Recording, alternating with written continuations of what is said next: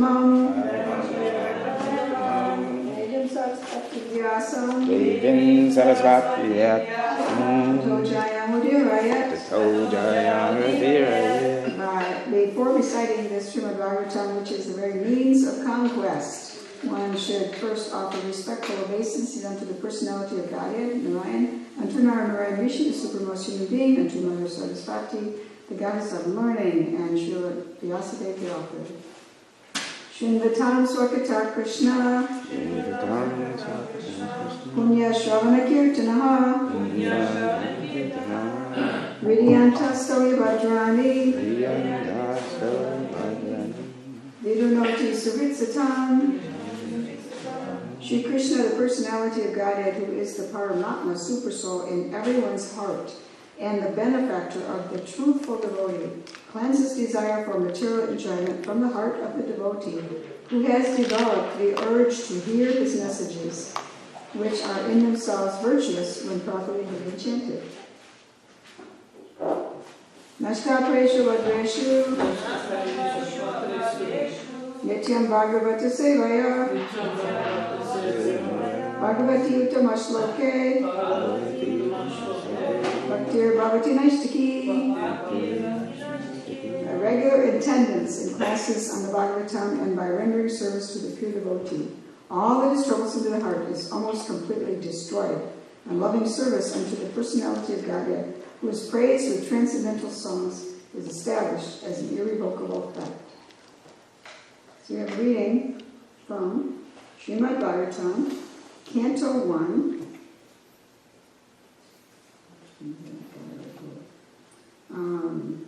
Canto 1, Chapter 2, no, Canto 2, Chapter 1, I'm dyslexic. Canto 2, Chapter 1, entitled The First Step in God Realization. And it's verse 8. Idam Bhagavatam Nama Idam Bhagavatam Nama Puranam Brahma Samitam Puranam Brahma Samitam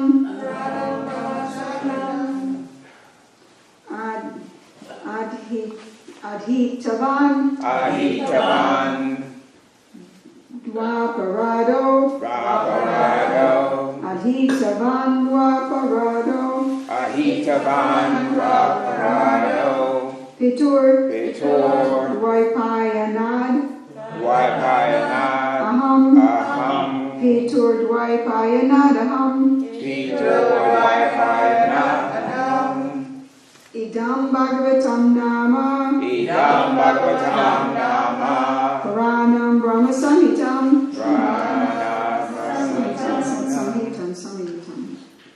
Adhaita Bandwa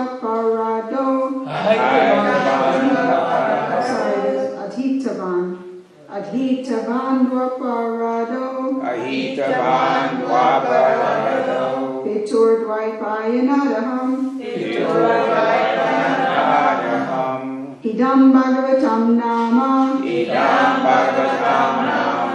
Puranam Brahma Samhitam Adhitavan Dwaparado Pitur Dvaipayanadaham. I don't know if that's 2 or 3, but everybody sounds ready. Let me go for Chin. Go for it. I'll try. Idam Bhagavatam Nama Puranam Brahma Samhitam Ahitavan Dvaiparandao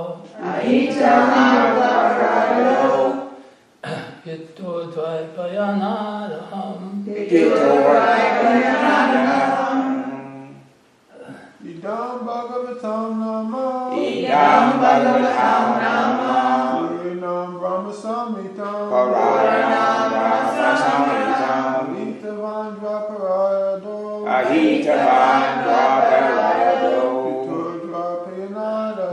Pitur Dvaipayanadaham Idam Bhagavatam Nama Idam Bhagavatam Nama Puranam Brahma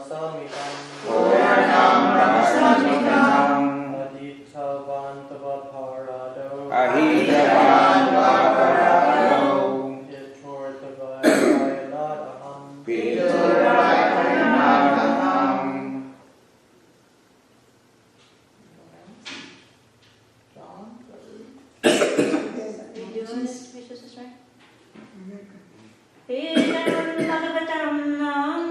Idam Bhagavatam Nama Puranam Brahma Samhitam Ahitavan Dvaparado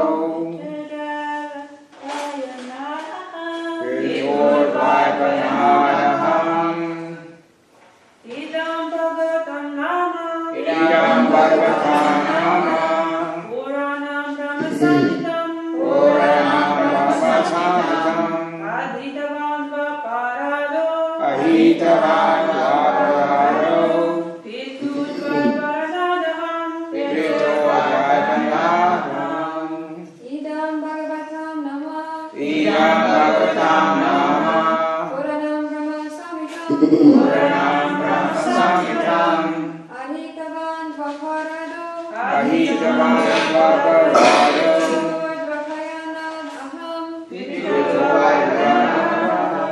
Idam Bhagavatam Nama Idam Bhagavatam Nama Puranam Brahma Samhitam Puranam Brahma Samhitam Ahitavan Ahitavan Dvaparado Dvaparado Pitodvaipayanadaham. Pitodvaipayanadaham. There's a lot of people participating. Okay, word meanings. Idam, Idam, this. Bhagavatam, Bhagavatam, Srimad Bhagavatam. Srimad Bhagavatam. Nama, Nama of the name. of the name. Puranam, Purana, Vedic supplement. Vedic supplement. Brahma Samhitam. Brahma Samhitam. It's not Brahma Samhita. Different. Brahma Samhitam. Approved as the essence of the Vedas. Approved as the essence of the Vedas. Adhitavan, Ahitavan, studied. studied. Dwapara Ado, Dvaparado, at the end of the Dwapara Yuga. at the end of the Dwapara Yuga. Pitu, Pitahu, from my father. from my father. Dvaipayanat, Dvaipayanat, Dvaipayana Vyasadev. Dvaipayana Vasudev. Aham, Aham, myself. myself. Translation and purport by His Divine Grace A.C. Bhaktivedanta Swami Srila Prabhupada. Jai Shri Prabhupada. At the end of the Dwapara Yuga, I studied this great supplement of Vedic literature named Srimad Bhagavatam, which is equal to all the Vedas, from my father, Srila Dvaipayana Vyasadeva. So please repeat. At the end of the Dwapara Yuga, At the end of the Dwapara Yuga, I studied this great supplement I studied this great supplement of Vedic literature named Srimad Bhagavatam, named Srimad Bhagavatam, which is equal to all the Vedas. which is equal to all the Vedas. From my father, From my father, Srila Dvaipayana Vyasadeva. Sri Dvaipayana Vyasadeva. Purport. The statement made by Srila Shukadeva Goswami that the topmost transcendentalist, who is beyond the jurisdiction of regulations and restrictions, mainly takes to the task of hearing about and glorifying the personality of Godhead, is verified by his personal example. That's a long sentence. The statement made by Srila Shukadeva Goswami that the topmost transcendentalist, then there's describing the topmost transcendentalist, is verified by his, mainly takes to the task of hearing about. The topmost transcendentalist mainly takes to the task of hearing about and glorifying the personality of Godhead. And that statement is verified by his personal example. Here's where you got to diagram a sentence in your head. It's all correct, but it's long. You got to know what connects to what. So Shukadeva Goswami, being a recognized liberated soul and the topmost transcendentalist, was accepted by all of the topmost sages present in the meeting during the last 7 days of Maharaj Parikshit. He cites from the example of his life that he himself was attracted by the transcendental activities of the Lord. And he studied Srimad Bhagavatam from his great father, Sri Dvaipayana Vyasadeva. Srimad Bhagavatam, or for that matter any other scientific literature, cannot be studied at home by one's own intellectual capacity.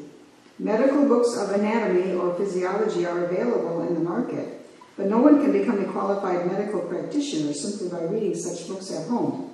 One has to be admitted to the medical college and study the books under the guidance of learned professors. Similarly, Srimad Bhagavatam, the postgraduate study of the science of Godhead, can only be learned by studying it at the feet of a realized soul like Srila Vyasadeva. Although Shukadeva Goswami was a liberated soul from the very day of his birth, he still had to take lessons of Srimad Bhagavatam from his great father, Vyasadeva, who compiled the Srimad Bhagavatam under the instruction of another great soul, Sri Narada Muni. Lord Sri Chaitanya Mahaprabhu instructed a learned Brahmana to study Srimad Bhagavatam from a personal Bhagavat. That's there's two Bhagavats, the book and the person who lives it, who knows it and lives it.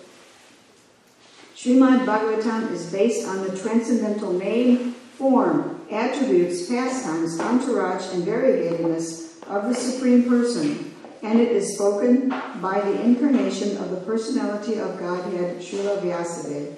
Pastimes of the Lord are executed in cooperation with his pure devotees, and consequently historical incidences are mentioned in this great literature because they are related to Krishna. It is called Brahma Samhitam because it is the sound representative of Lord Krishna, like the Bhagavad Gita. Bhagavad Gita is the sound incarnation of the Lord because it is spoken by the Supreme Lord.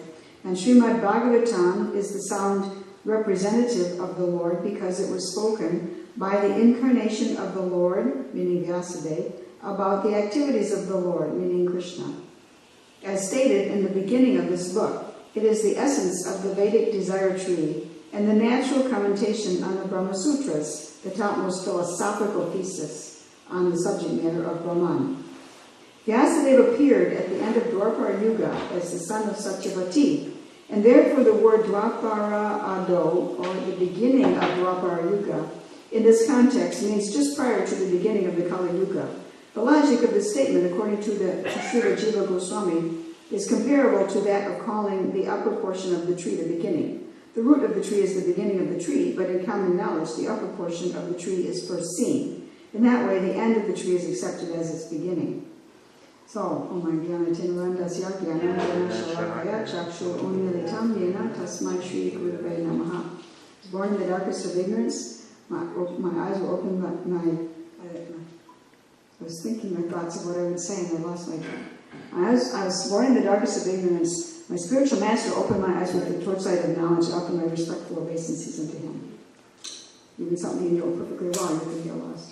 So, this purport is particularly tricky to, I would think, to just hear, not like study the connections and the means little by little.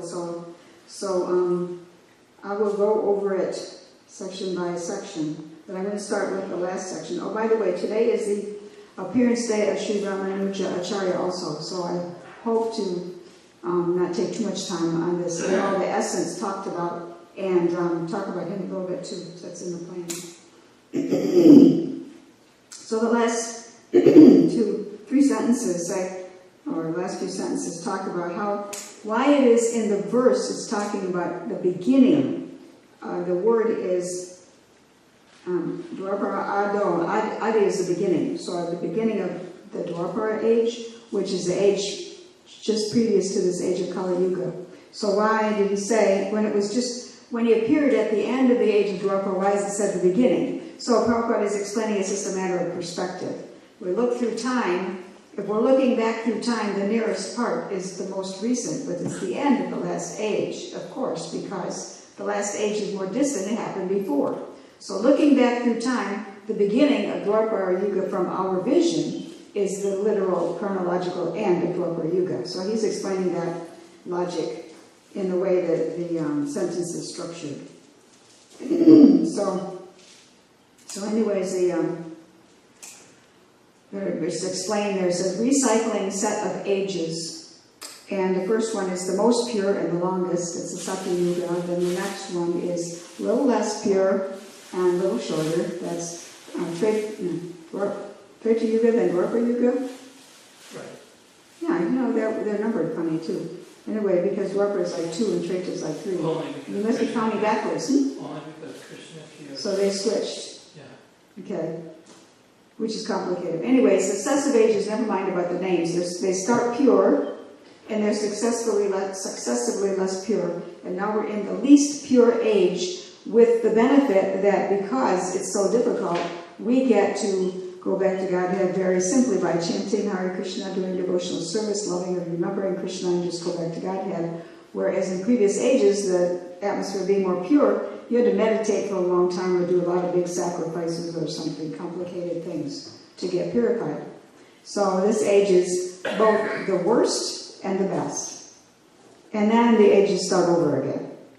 So this age this is the best part of the age of the fallen age, because now we are in Lord Chaitanya's movement. So we have this wonderful, easy method, simple method, which is chanting the holy names and getting purified.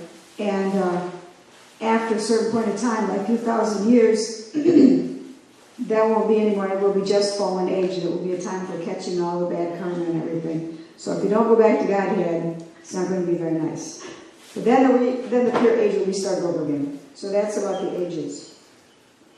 Okay. So then I'm going to go back to the beginning of the purport and explain the statement made by Shukra Goswami that the topmost transcendentalist, who's beyond the jurisdiction of regulations and restrictions, takes to the task of Puribha and glorifying the personality of Godhead.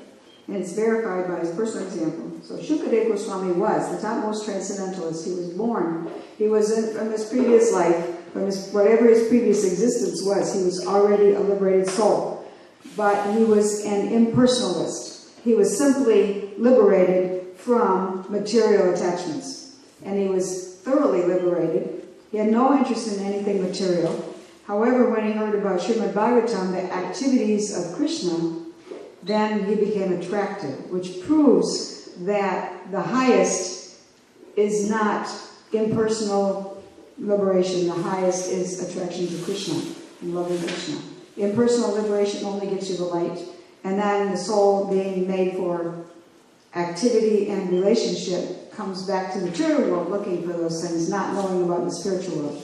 So it's higher to worship and love Krishna and be interested in all his name, form, activities, and qualities. So this is the highest. So that was what that sentence was about. So Shukadeva Goswami, being a recognized liberated soul and the topmost transcendentalist, was accepted by all the topmost sages present, because they knew he was the topmost, and then plus he added to it all this knowledge of Krishna, and he added to it his realizations, his personal realizations, his personal experience of it by his meditations. And so he was recognized, even though he appeared very youthful, he was recognized by all the sages present, including his own father, as the best one to hear from. So this was kind of an amazing thing. He was so high and so pure, and so in love with Krishna. But he studied the Srimad Bhagavatam from his father, Dvaipayana Vyasadeva, who compiled it. And so Vyasadeva is actually the incarnation of the Lord for the purpose of compiling the Srimad Bhagavatam, which is also the incarnation of the Lord in words, so in sound.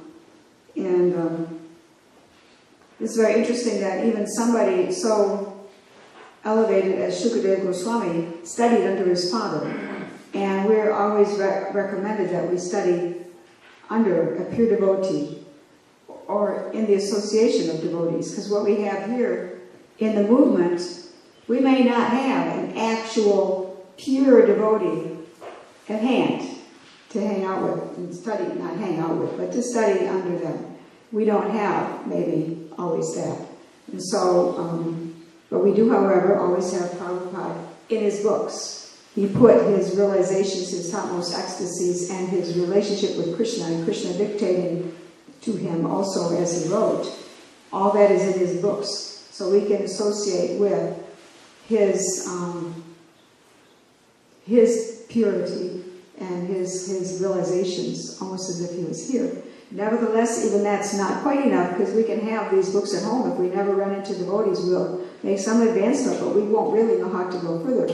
So we associate with the other devotees who have learned from other devotees who have been in his presence. So this whole way of doing things, this whole movement is set up by Prabhupada, so the devotees who studied under Prabhupada could share it with each other and keep it going. So we come here and we learn how to understand the Srimad Bhagavatam, even if we haven't personally met that kind of pure devotee. So it's still effective, this arrangement. So no one can become a qualified medical practitioner simply by reading medical books. You have to go, and the professors in the college, they might be, ordinary professors. They are probably not the ones who made the great discoveries that made modern medicine go. They are ordinary guys who studied under them. And so, still, you go to the medical school, and you associate with them, and you study under them, and you get the benefit. So it works like that. And it's called a science, because this is the science of Godhead. It's a science studies what's real. And God is real, the souls are real, relationships are real, the history is real. It's all real, so we study it, and it's a science. So it's called the science of the soul, or the science of Godhead. And we can't learn how to practice it properly without associating with others who also know the science, like I just said. So, what are the points? That's sincere. So Bhagavad Gita is Krishna speaking about the science, and he speaks about himself and about souls. And Srimad Bhagavatam is spoken basically about Krishna, however, by an incarnation of Krishna, playing the role of a devotee who's writing about Krishna. And in fact, this same incarnation, even he did not write the highest until told to and instructed to by his spiritual master, who is Narada Muni, who is a very great pure devotee. And what you might call an empowered incarnation. He's a jiva soul, a soul like us, but empowered to act as an incarnation of God. And Srila Vyasadeva, apparently he's more than that. I'm not really clear on that, because I think he's really an incarnation, not just an empowered incarnation. But same thing, and the book itself that he wrote is an incarnation of Krishna, because if you read the Srimad Bhagavatam, you're connecting with Krishna. So Krishna is there in sound vibration too, just like we chant the holy names. Krishna is there in his names. The names are not different from Krishna. The names are just another form of Krishna. They're the form that Krishna comes into us. That Krishna comes in the deity form, the book form, the holy names form, like that. So all of this is actually Krishna. Let's see. The pastimes of the Lord are executed in cooperation with pure devotees. So the pastimes of the Lord that we study about are with his pure devotees, and even in the material world, his pure devotees come also. Or sometimes people become pure devotees because he came, and so the pastimes happen. And so we read about them in the Srimad Bhagavatam. So it's a history. Because these actually happened, the historical incidences are mentioned. It's called Brahma Samhita because it is the song representation of Lord Krishna, just like Bhagavad Gita. I said this first. Srimad Bhagavatam is the essence of the Vedic desire tree. Now the Vedic literatures, everybody else here knows, I always have to say it. The Vedic literatures are a very vast body of writing, and the Srimad Bhagavatam is the essence. So some of the extra detail was for the benefit of somebody who didn't know this stuff already. So let's see. Sometimes we forget. Okay. Yeah, it's good to hear. It's always good to hear. I always love hearing well-put instruction for new people, too. Like on the Sunday feast, there's a lot of new people here, and somebody does a really good job of explaining the philosophy. I always love to hear that, too. Not just because I like to hear that preaching is happening, but it just sounds so good. So, okay. Before I move on to Ramanujacharya, is there any discussion on any of these topics? Questions are, yeah. The word variegatedness. I like that word. Is it in this one too? We talked about it, remember? Variegatedness. I thought I heard it. Yeah, I remember reading it. Okay, there it is. Okay, it's based. It was in- Srimad Bhagavatam is based on the transcendental name, form, attributes, pastimes, entourage, and variegatedness of the Supreme Person. So we may think. In the plant world, we talk about variegated leaves and Yeah. colors and differences and wonderful things in the plants. We have a I habit like the of way thinking, Prabhupada used that. and who knows, maybe deep in our subconscious from our upbringing or a long time in this material world, we may have places in there, inside, that are still thinking spiritual is not variegated. Even though we have so much information, it might still be, subconsciously there might still be a place where it's like that. And so it's good to be reminded that it's variegated. The spiritual world is more variegated, I've been told, than the material world, which is amazing. There's all those individual souls expressing their love for Krishna in all different ways. So we think we have varieties here because we have varieties of material desires and material influences. So we think, oh, I'm a variety. I'm my own variety. But actually I'm just made of some, what I see that I call myself is just made of some material influences and material, arrangements and stuff. So spiritual variegatedness is for real. It's really free will variegatedness, and it's the real thing. It's the real varieties. And Krishna's varieties. Even when he married he married 16,108 queens. It is said that, somewhere in the book, it's said he adapted his form to suit each one perfectly. I would say, I think that means some are tall, some are thin, some are heavy, some are, maybe different complexions, different sizes, and so on. Somehow he was a perfect match while still being Krishna. He was a perfect match for each one. Different personalities and everything. So somehow he was a perfect, happy match for each one. And that was still being Krishna. Anything else? Yes. Two things. When you're talking about that, it reminded me of that pastime of Narada Muni, and he would go to the different palaces to see what was all going those on with different Krishna. activities. And the point was, like a mystic yogi, he can do certain things with 8 or something, but Krishna, he was doing certain things with all his queens, which Prabhupada would always say, now this is God. God doesn't become God. He's always God. You could see it in that example. And the other thing I was thinking when you were talking about Vyasa, how Narada Muni, he was not very satisfied by doing all those scriptures, because Narada Muni made a point of that you had not glorified or talked about Lord Krishna's transcendental sweet pastimes. That's a good point. Yeah, so that's Yeah, that's a good point, because the reason Narada Muni came and spoke to Vyasadeva was Vyasadeva had compiled all the Vedas and all the supplementary literatures, Upanishads, histories, everything, and he still wasn't satisfied. And so Narada Muni came and said, the reason is you didn't specifically glorify Krishna or describe Krishna. So he started again and wrote Srimad Bhagavatam. So, okay, now the Ramanujacharya, if everybody's satisfied so with this. So, I decided not to, I looked at the Vaishnava calendar stuff, and I can't just read this all out. They need an editor so bad. They just throw everything in hodgepodge order, and sometimes repeat themselves and skip around all over the place just as they throw it in. And it's really long. So it's really hard to figure out what's going on. So I don't want to do that. I will say some things about some of the incidents. Ramanujacharya was, he was, when he appeared. I have pages and pages of notes because I researched it all too. Huh? 10:17. What's 10:17? Oh, okay, thank you. What verse is that? 10:17.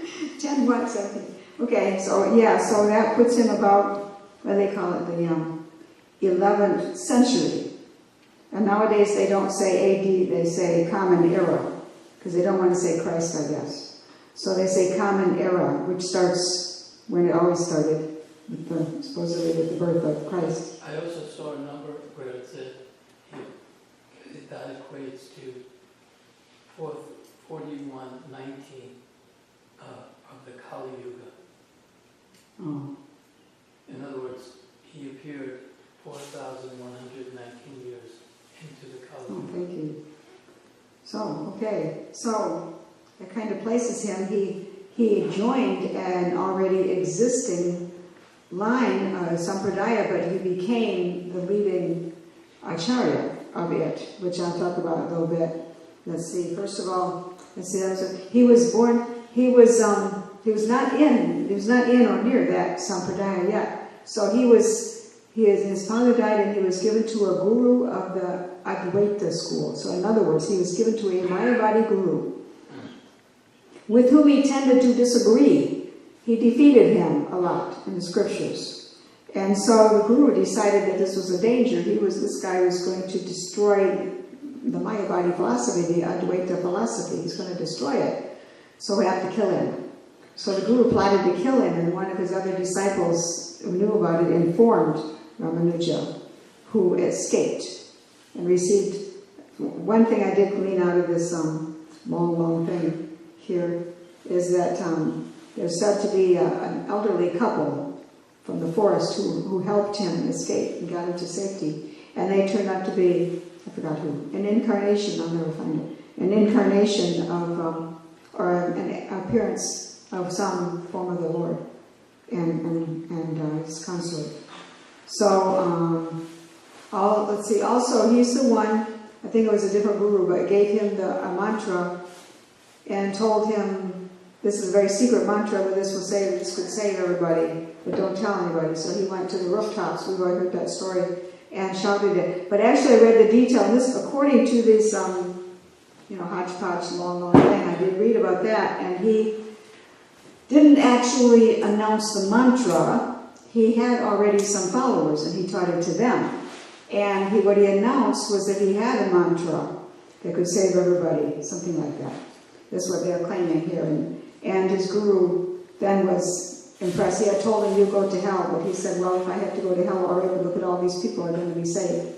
So then his guru was deeply impressed and embraced him and, had bigger thoughts, because his gurus, he realized his thoughts were narrower than his disciples' thoughts.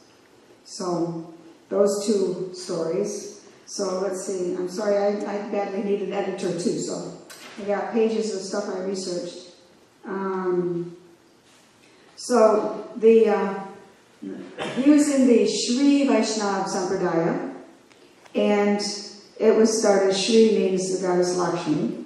So they worshipped Lakshmi Vishnu or Lakshmi Narayan, and he came into the line after the Alvars, which were certain number, like I think 12 Tamil poet saints in South India, who wrote these beautiful poems about bhakti.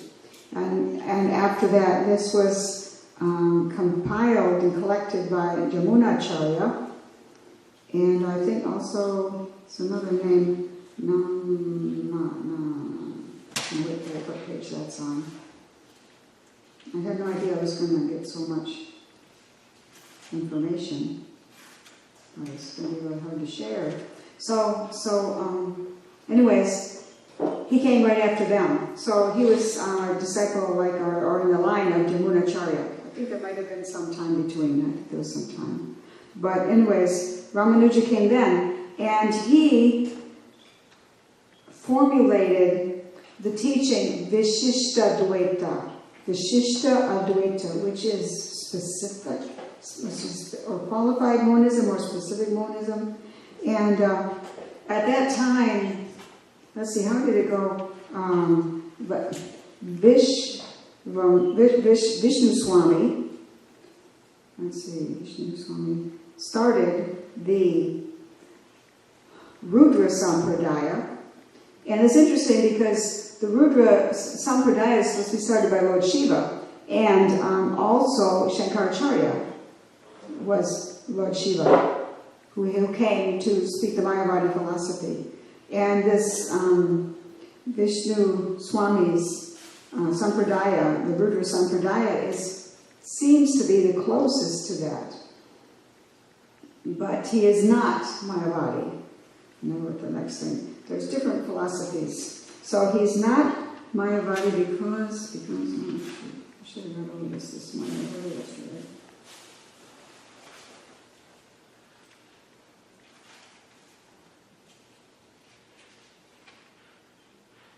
Okay, Shuddha-Advaita,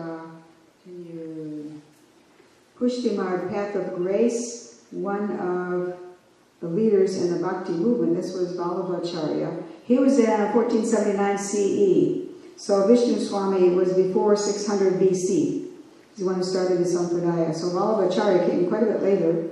And he started Shuddha-Advaita, purified non-dual. Non-dual but purified. In other words, it was, let me say. It says the 1 second less ultimate reality is the only category, and all else proceeded from it at time of creation and merges in dissolution. But he doesn't deny the soul, he doesn't deny the reality of the distinctions and so on. He just says that the ultimate reality is the one. So it's not really different from Achintya Veda, Veda Tattva, but only slightly, not right yet, I would say. But as I was reading, I saw that the Mayavadi, Shankaracharya took advantage of this, apparently, or Shankaracharya taught this total non-duality, unity of Atma and Nirguna Brahman. Brahman without qualities and Atman are unified, they're one. He criticized the Mimamsa, ritual karma type, which is just do good deeds and get your reward, and that's the whole philosophy. So he criticized that. And but he says the soul exists, so in that way he doesn't deny the existence of the soul, whereas Buddhism had denied the existence of the soul, and that doesn't. So I found all these little differences. So but that was Adi Shankaracharya, and Shuddha-Advaita is purified oneness. Vallabhacharya taught this purified oneness, and however, Ramanuja Acharya had to come against, Ramanuja Acharya and Madhava-Acharya both came against Shankaracharya's complete Advaita philosophy. They came against it, and the other one that was so similar to it was like previous to it. And so there was a difference between Ramanuja Acharya and Madhva-Acharya's approach. Madhva-Acharya was like that, absolutely allergic to any oneness at all, absolute duality, and that's what he preached. Whereas Ramanuja-Acharya preached, okay, everything is one, but distinction is real and eternal within the one. It's almost like a Achintya Veda Veda Tattva, but it's not exactly, but it's close enough that it's one of the 4 Sampradayas that if we take shelter of them, we're all right, we're on the right track, because it preaches devotion, it preaches the difference between God and soul and matter. There's a difference, and it preaches the oneness, so the oneness and the difference are there, and so is the devotion to Krishna, but in this case it's more Lakshmi and Vishnu.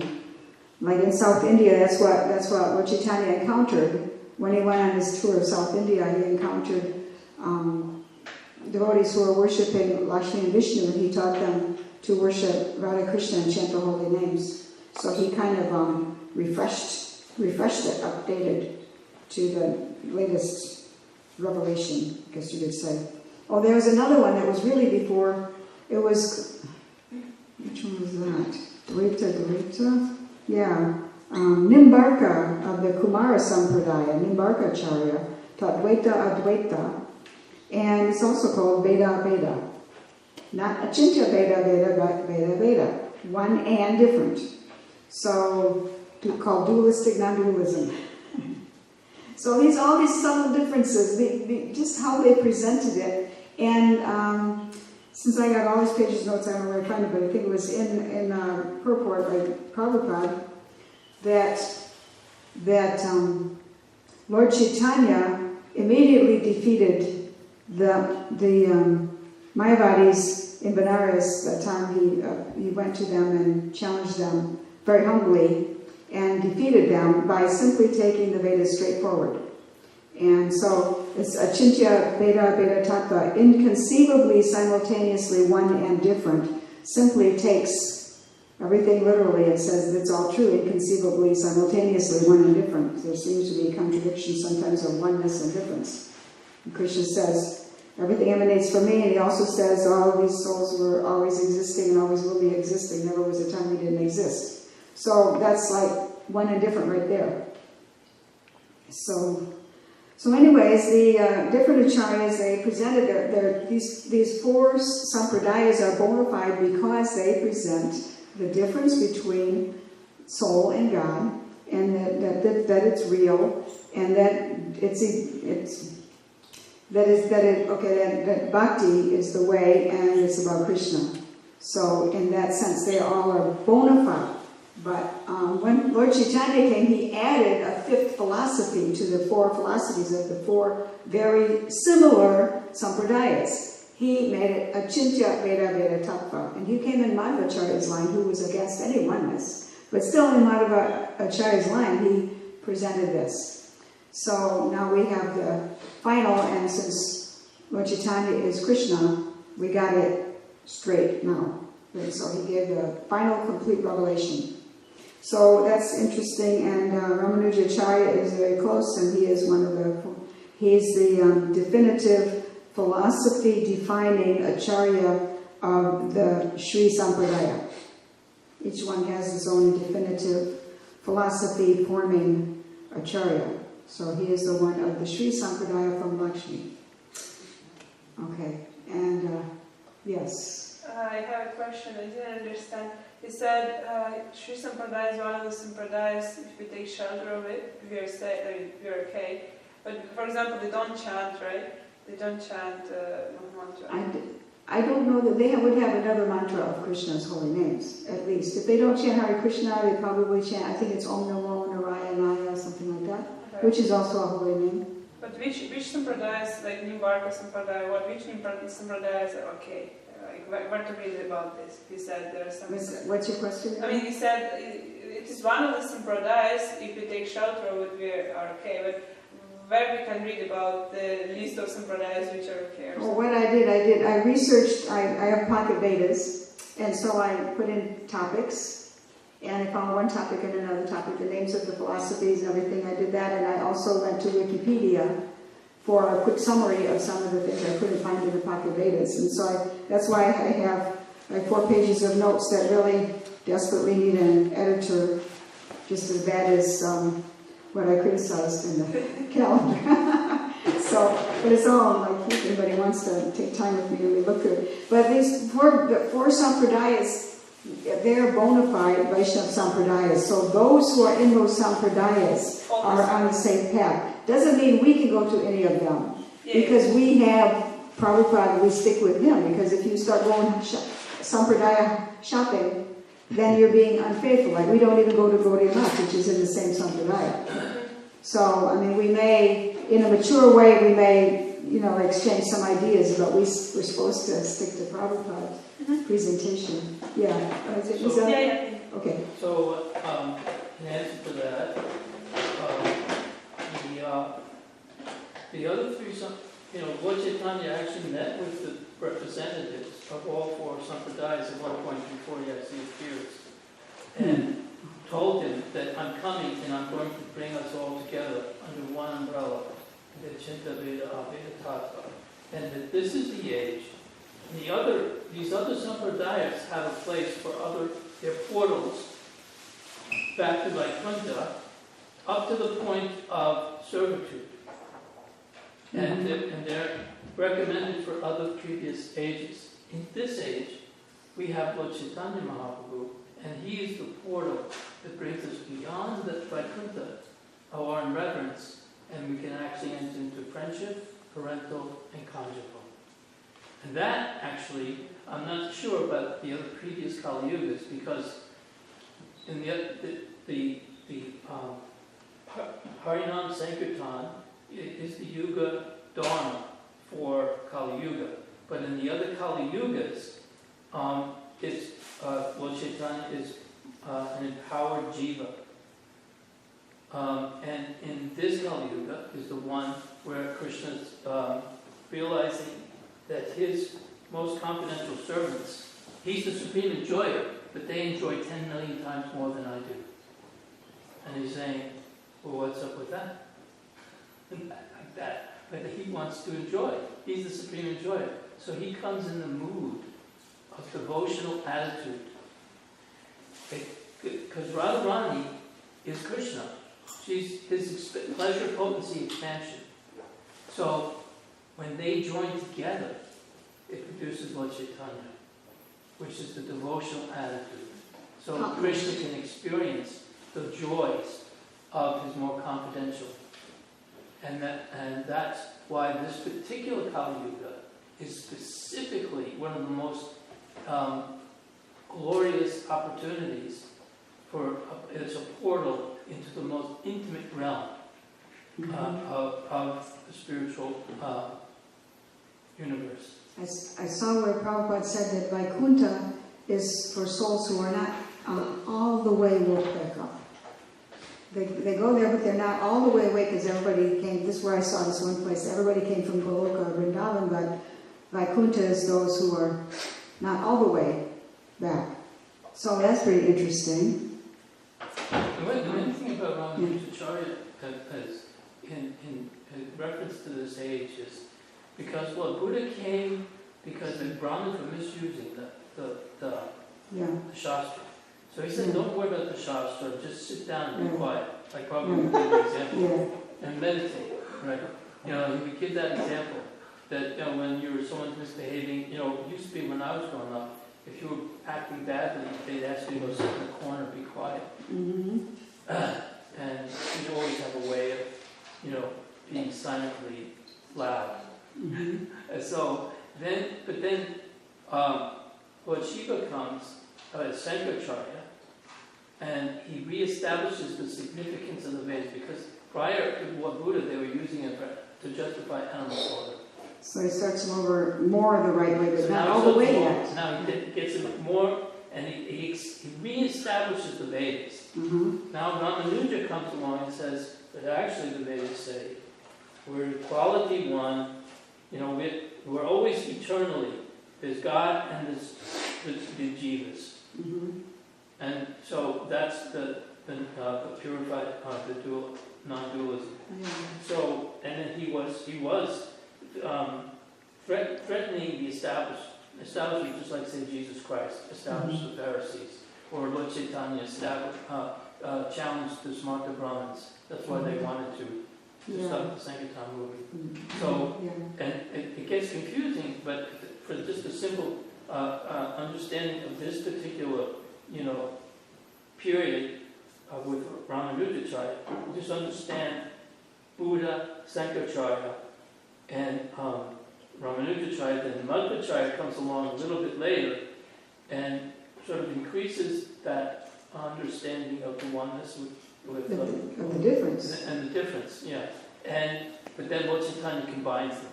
Mm-hmm. And he had already informed them that this was going to happen. As a matter of fact, I heard recently in a class by a very respected sannyasi who lives in Vrindavan, Mahanidhi Swami. He didn't reference the book where he got it from, but he said that at the beginning of creation, like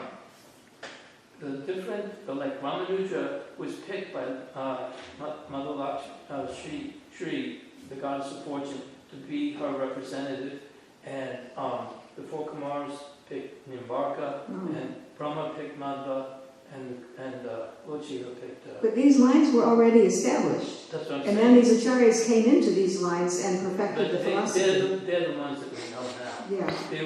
They were told that they would be them. And so they're all eternally...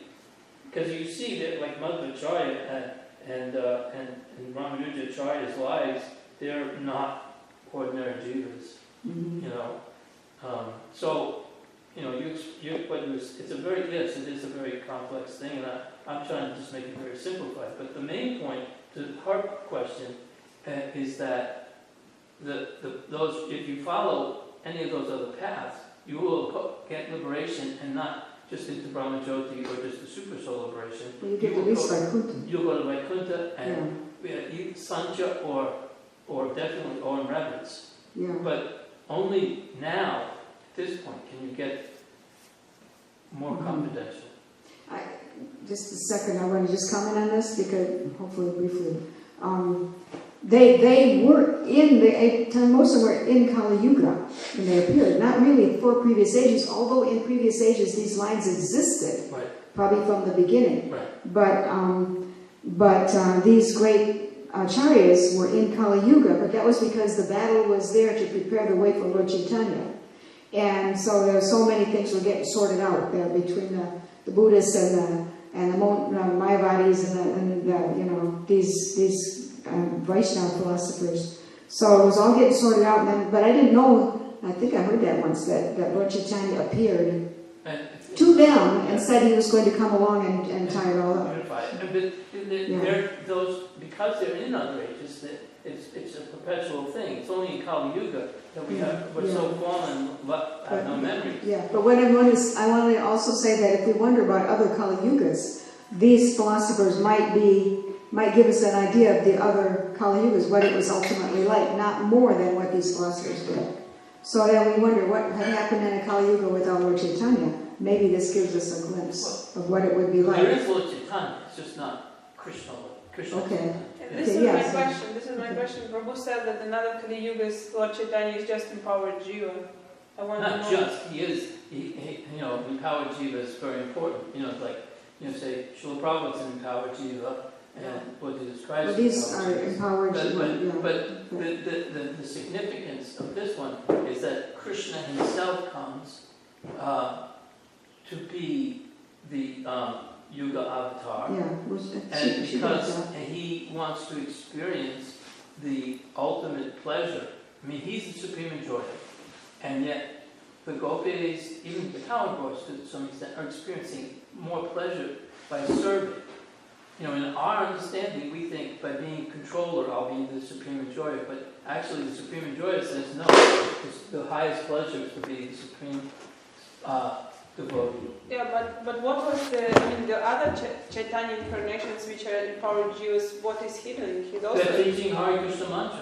But that's what I was saying, that these empowered jivas, they're obviously, before Lord Chaitanya's time, they're obviously empowered somehow by Lord Chaitanya to speak this. So this might give us an idea of what it would be like in other Kali Yugas without Lord Chaitanya's direct presence, that as empowered jivas. Just like these four sampradayas, they just don't get Lord Chaitanya himself.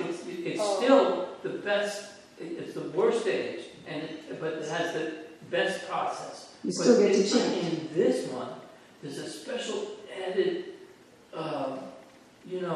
Like it's really like if you work on cars and just jack it up just a little bit more, you tune it just a little bit more powerful. It's just like, or you make the street rice with just that extra little taste of ambrosia, like with a real expensive piece of saffron. Oh, we get Radha Krishna. We get Radha Krishna. Not just Lakshmi. So we're getting Hare Krishna mantra is just as effective in those ages, but there's an extra. Well, the extra is probably not only this Lord Chaitanya's personal presence, but also that we are directly worshiping Radha and Krishna, and before they were worshipping Lakshmi Narayan or Lakshmi Vishnu, which is more formal, a little bit more distant. What we're getting is you're getting Radharani. She's a secret throughout all the Vedas. Her name isn't even mentioned. What we're getting in this age is the real supreme, the real supreme personality. See, even in the Hare Krishna mantra, Radha is Hare, but a little bit less visible, because we don't say Radha Krishna, Radha Krishna. We don't say Radha Krishna, Radha Krishna, Radha Krishna, Krishna, Radha Radha. Now to go Radha Govinda, Radha Some do that, yes. They're doing that now. But the main what we're supposed to still do and present to everybody is Hare Krishna. So she's So in this age, we're getting Radharani's mercy. Yeah. So for all you feminists out there. Well, this is what Ramanuja is the Sri Sampradaya, so feminists done too, Yeah, huh? exactly. And actually, who's the goddess of knowledge, Saraswati? Yeah. Yeah. So, okay. So Anybody else? I guess not all women are less intelligent because Saraswati is the source of knowledge. Yep. There you go. There's at least one woman who's not less intelligent, so maybe some others. But intelligence is the ingredient that gets you the nectar. What is important is The devotion. But to have the intelligence to choose that, now there you go, anybody can do that. Well, but there's the story of the wives of the Brahmins. They're super intelligent, they know all the Shastras, but because of their intelligence, it blocks them from experiencing the spontaneous devotion that their wives have. There's intelligence and there's just brains. Intelligence is to know what's the best. And you may have a large capacity brain, but you're on the list of those who don't start devotional service because you have too much distraction or too much knowledge, too much worldly knowledge. So the Brahmana said it was a little better than worldly knowledge, but it was still, not really. But the wives had the real intelligence because they knew what's the best. So, yes. Anyway, But we have to be careful. We have to be careful not to let our emotions rule us over intelligence. That too. Because that's when you get carried away, whether you're a man, woman, or whatever. Well, You're too. gone. And Well, your emotions, your intellect, your brains, your material knowledge, all these things. it's a razor's edge. Yeah. The real intelligence is where Super Soul speaks to us. Super Soul speaks. Intelligence, it says in second canto, intelligence is the form direction of Super Soul. So if people can't hear Super Soul directly, Super Soul forms their intelligence as his guidance. And so that intelligence is made as one, it's listed as a material energy, a material element, mind, intelligence, and false ego. So we conditioned souls can listen to something material. So that way Super Soul communicates with us with our material, but very subtle intelligence. That's really an important point that you just made. I forgot that. Do you remember where it said? Because It's in intelligence is a form. It's somewhere in a purport in the section on. We'll be coming to it soon after we get done with the universal form in chapter 2. Then next Super Soul, and it's somewhere one of those purports. Because that is the whole point of Prabhupada saying. They say that it's intuition, and Prabhupada says there is no such thing as intuition. The Super Soul. It's Super Soul. Yeah. He's the form intelligence. Or instinct. Instinct, Yeah, same thing. Instinct, it could be memory also. That people forget there's previous births, that you remember something subtly. Yeah. That's why when someone says, "Oh, I make such good decisions," that's a lie. It's really Super Soul leading them. And they follow good instruction versus creating. Their answer to it is they say there's an amorphic field of intelligence. That's why if I put out a bird feeder for a certain type of hummingbird, and there's none here now, but there are some 50 miles away, within a few days they'll be here. And you can try this experiment. It happens. So if you put, let's say there's a species of hummingbird that's in Hattiesburg, but not here. If you put out the bird feed for that particular hummingbird that's in Hattiesburg, they will come here. Of course, you're assuming that because you haven't seen it, they're not here. What? You're assuming that because you haven't seen it. These are experiments that the actual, Really? Ornithologists? Yeah, Okay. they do it with also why there was I heard this whole long discussion years ago, driving endlessly in a truck, trying to sell paintings. I heard this whole discussion on NPR, and because they say there was a part of, let's say, Montana or Dakota that had been coal mined so badly that the whole environment, everything had died. All the plants, all the species of life. They thought it would take centuries before they could bring it back.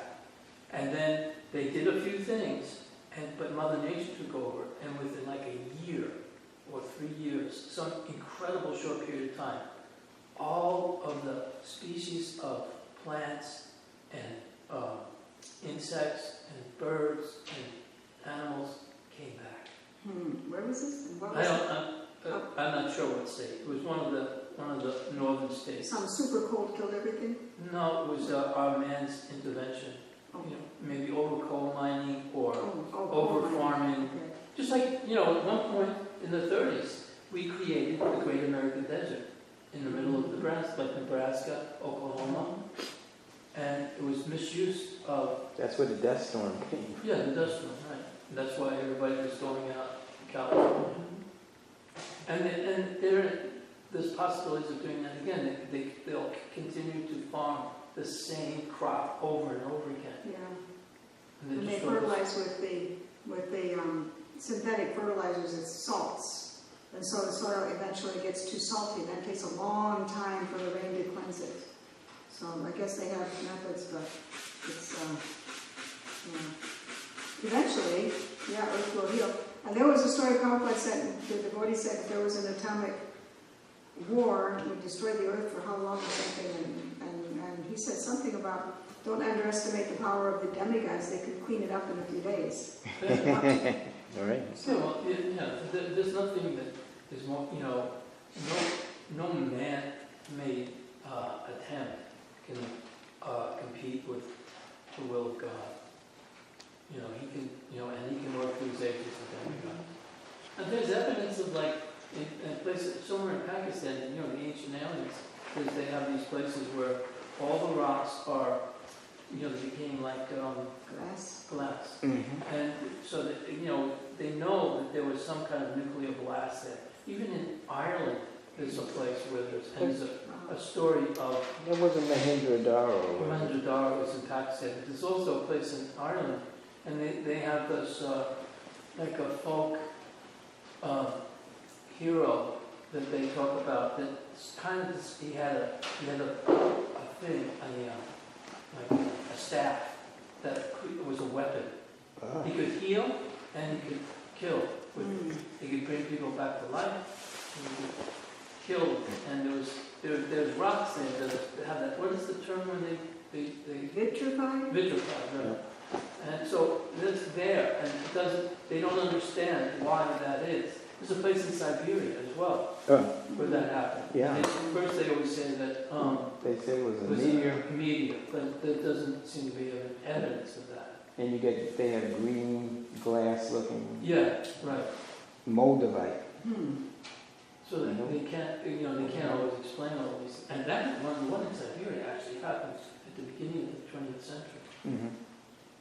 It's funny how modern man is more secure in a world where it's all random nature happening. But actually, that should be kind of a frightening thought that there is no anywhere or reason to anything, just random nature. Whereas to say, well, there are other beings that have emotions like I do, and they had actions and powers, and that's why things happened. Seemed like maybe that would be a better way to look at it, but not to modern people. They don't like that. Doesn't make any sense. They want a cold universe with no plan to anything. It's just matter acting.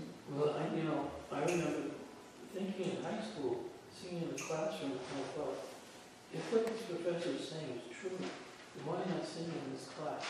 Because there's no really any Meaning to anything. And why should I follow any rule? I should just do what I want, when I want. And some people live that way. Also the fear when we remember also in high school when we were thinking that there might be at any time a World War That was grade III. school to me. Huh? I did that in grade school. Yeah. Yeah, we thought any time in that. Doctor. In high school I had the thought that if there could be a nuclear war and destroy everything, we're destroying what we also were talking about pollution, water pollution, all that. If we're destroying the only creation God ever did and we're destroying it, it was like huge despair, you know. But now I say, well, okay, it's Kali Yuga, that's what they do, and it's all going to get cleaned up. But you made one point during the class. You said after this period of time, what's it done, and then it's just everybody accumulating more sinful reactions. But the ones who make it to the end, when Kalki comes, they get liberation because he killed them. That's right. Mm. So, It's gotta be just about everybody. good. God is all good. That'd be just about everybody after the 10,000 years are over, because there won't be any knowledge anymore of God. But Prabhupada seems to indicate that there's some devotees still on the planet hiding in caves. Yeah, but they are going to be weird. You know, this is a fictional book. A devotee, I met a devotee who wrote a fictional book. It's called, I forgot what it was called. Oh, about the two brothers? Yogi something. It was. The yogi? Anyway, it was a fictional thing about two boys who went to the Himalayas on an exploration thing, and they somehow a yogi came and gave one of them a secret writing or something that was a mantra for time travel, and someone he would need it. So these two boys, fiction, right? But these two boys, they were brothers, and they were very different natured, and so they were going to have a sacrifice and actually read this thing in time travel. One of them was going to do it. The other one said, don't do it, and the other one was good. One was adventurous, and one was like careful and good. And they had a fight right in the sacrifice. And so the one who was careful and good was trying to say, he landed up at the end of Satya Yuga. The end of Satya Yuga. And the people he ended up with, he knew Sanskrit and everything, so he ended up with people who knew how to meditate. He learned how to meditate, so he became one of the key figures that went into meditation, inaccessible and invisible to everybody, and to stay that way till the end of Kali Yuga. This is fiction, but it might be based on some writing. This Indian man maybe knew that the end of Kali Yuga, they will be present when Kalki came and reestablished. Okay, then they could start repopulating the earth for the next Satya Yuga. The other guy was all angry and wanted to explore, so he ended up in the middle of the end of Kali Yuga, and he saw the total degradation. So in the end, of course, he's involved in the battle too, and of course the brothers reunite after the battle, and so one has been meditating invisibly for ages, and the other one landed in the end of the Kali Yuga, and he also got purified or something. So anyways, that might indicate that these purified persons are going to be in a different dimension on hold when Kali Yuga is so. That's not fiction. I mean, maybe the prologue to it is, the first part, but there are two kings right now in another dimension living in the Himalayas, one will be the king from the Sun Dynasty, and one will be the king from the Moon Dynasty. Mm-hmm. One of them is a son of somebody from the Mahabharata, and another one I can't remember, but they have their names, it gives the town and who their parents are, and they are going to be the first two kings in Satya Yuga. And the first Satya Yuga has kings too. I thought they didn't have until this. So, and then also the author, Kalki's family is known, and his village is known, his parents are known. And so these are going to be not just among the rabble, right? They're not going to be among the low-class rabble at the end of Kali Yuga. They're going to be in some kind of, like maybe a different dimension than waiting. I got the name of that book. Yoga Zapper. Yogi Zapper. Yoga Zapper. Yoga Zapper. Or something like that. The author came to this farm. Yeah. And with his so family. we read it because we met the author. And they called it Yoga Zapper because they couldn't understand what paper they had, and it sounded like that to them. So they just nicknamed it Yoga Zapper. And so actually it was some kind of mantra and procedure for time travel. So it's based on true... Rupanuga College in the book. At Rupanuga College, just a few devotees left, and they decided to try it. And so they had this little fire sacrifice, and zam, they're gone. Where'd they go?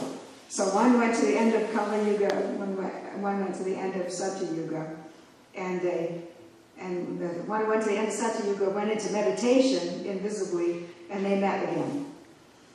So I'm going to take time travel, and I'll end up at the end of this room. Watch.